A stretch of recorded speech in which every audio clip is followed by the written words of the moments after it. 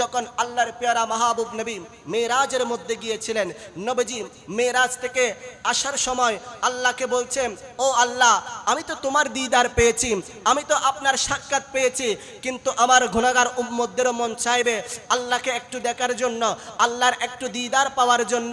তখন আমার উম্মতরা কি করবে?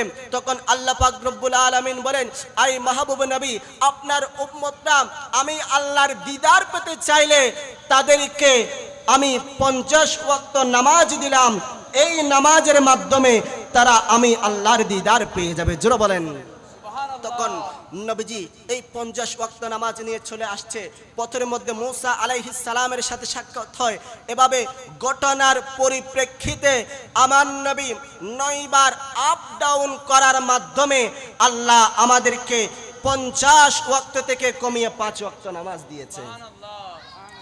ডিউটি কমে গেছে, কিন্তু পারিশ্রমিক স্যালারি ঠিকই থাকবে। আপনি আদায় করবেন 5 ওয়াক্ত, আর আমার আল্লাহ আপনার আমলনামায় 50 ওয়াক্তের সওয়াব দিবে। একটু চিন্তা করে দেখুন, একজন প্রেমিক একজন প্রেমিকাকে 300 বার ডাকে না, একজন মা তার সন্তানকে 300 বার ডাকে না, একজন বাবা তার সন্তানকে 300 বার ডাকে না।